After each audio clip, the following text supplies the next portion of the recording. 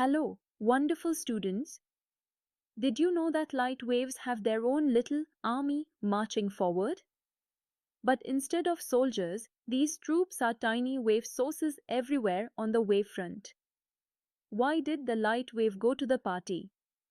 Because it knew every point on the wavefront was a real source of fun. Jokes aside, this brings us to Huygens Principle, which is like the secret recipe for understanding wave propagation. According to it, every point on a wavefront behaves like a little source emitting secondary spherical wavelets. Imagine dropping lots of tiny pebbles along a straight line in the water. Each pebble creates circular ripples. Now, the new wavefront is the smooth curve that just touches all these tiny ripples or wavelets at their edges. This clever construction helps us visualize how waves move, bounce off surfaces, or bend when they enter another medium. Mathematically, the speed of the wave can be understood through the relationship between how far these secondary wavelets travel, divided by the time they take.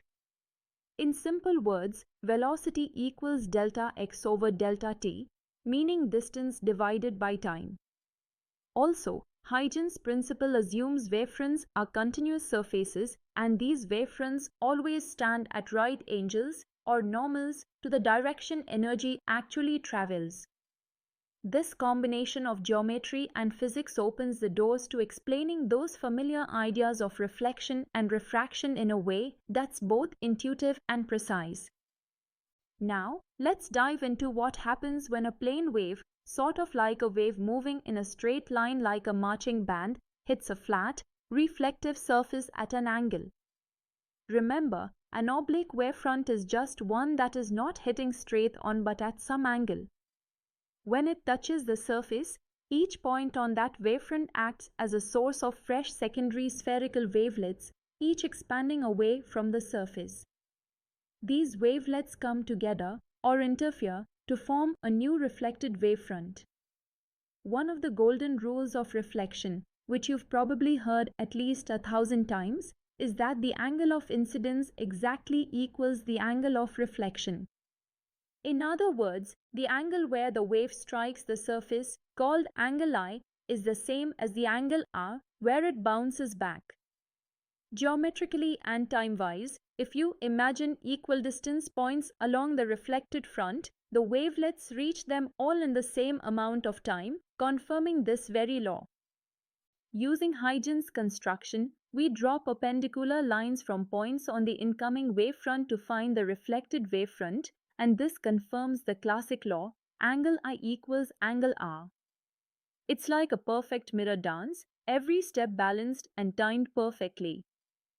Let's turn our attention now to a slightly trickier situation when a wavefront passes from one transparent medium to another, like from air into water. Ever wondered why a straw looks bent when it is in a glass of water? That bending is caused by refraction. According to Huygens principle, every point on the wavefront again becomes a source of secondary wavelets, but here's the twist. In the second medium, the speed of these wavelets changes. This new speed, which we call v2, can be slower or faster than the original speed v1 in medium 1. Because the wavelets travel differently in the two media, the shape of the new wavefront changes, causing the wave to bend.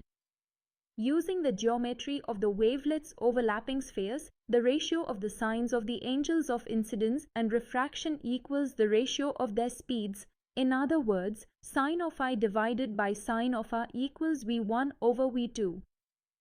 Now, because the refractive index, denoted n, relates to speed by being the speed of light in vacuum divided by the speed in the medium, we rewrite this important law as in 1 times sin I equals n 2 times sin R. This is none other than the famous Snell's law, beautifully derived from the shapes and speeds of wavefronts. Alright, gear up, because now we are going to walk step by step through how Snell's law emerges from this wavefront geometry. Imagine a plane wave traveling from medium 1, where the wave moves at speed v1, into medium 2, where the wave speed is v2. At time 0, the wavefront just touches the boundary at point B. After a certain amount of time, t, the point A on the wavefront inside medium 2 travels a distance AD, which is v2 times t. Meanwhile, point B in medium 1 moves a distance BC equal to v1 times t. The new refracted wavefront forms along the line AC connecting these points. Looking at triangle ABD in the diagram, the sine of the angle of incidence I is the length BC over the length AB, which is v1 times t divided by AB. Similarly, in triangle ACD, the sine of the angle of refraction R is length AD over AC, which equals v2 times t divided by AB. When we divide sine I by sine R, the AB and t terms cancel out, giving us the ratio of the wave speeds v1 over v2. From here, because refractive index n is defined as the speed of light divided by the wave speed, we rearrange the formula to the familiar form n1 times sine I equals n2 times sine R. So, we see that Snell's law naturally pops out of basic geometric construction using Huygens wavelets. No magic, just elegant math and physics. Now that we understand how wavefronts bend and reflect, let's look at what happens at the boundary itself, the exact place where two different media meet. The tangents or lines just touching the secondary wavelets here play a very important role. These tangents determine the shapes and directions of the reflected and refracted wavefronts, ensuring that the phase of the wave stays continuous, meaning the peaks and troughs match up smoothly, no sudden jumps. This requirement aligns perfectly with Fermat's principle, which says that light travels along the path requiring the least time. Using Huygens construction, this principle manifests visually as the path chosen by the wavelets and wavefronts. Moreover, the continuity of the tangential components at the boundary guarantees that the direction changes are predictable. Mathematically, this direction change corresponds to an angle theta, which equals the inverse sine of the ratio of speeds v2 over v1 multiplied by sine I. In simpler words, theta equals sine inverse of open bracket v2 over v1 times sine I close bracket. This formula allows us to quantify how much the wave bends when crossing the boundary, helping us predict refraction angles for different cases. Let's see all this in action with a quick example. Suppose a wave travels from medium 1, where its velocity v1 is 3 times 10 to the 8 meters per second, that's the speed of light in air, into medium 2, where its velocity v2 is 2 times 10 to the 8 meters per second, say, water or glass. The wave hits the surface at an incidence angle I of 30 degrees. Our goal? Find the angle of refraction R inside medium 2. Using Snell's law in the velocity form, we write sine I divided by sine R equals v1 over v2. Plugging in the numbers, sine 30 degrees over sine R equals 3 over 2. Since sine 30 degrees is 1/2, that becomes 1/2 divided by sine R equals 3 over 2.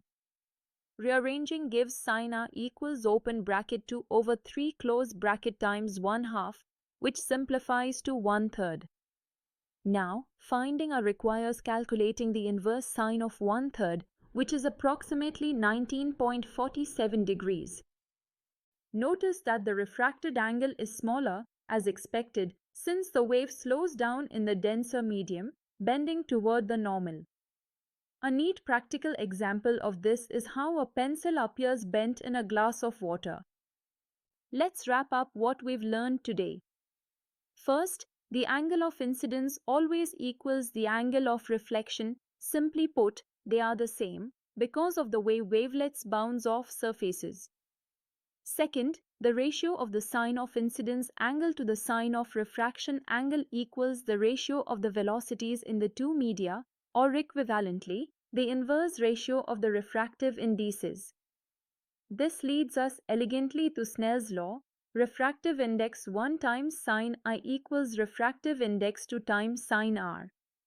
We also saw that every point on a wavefront acts as a source of secondary spherical wavelets, and by constructing the envelope of these wavelets, we derive both reflection and refraction laws, all thanks to Huygens' principle.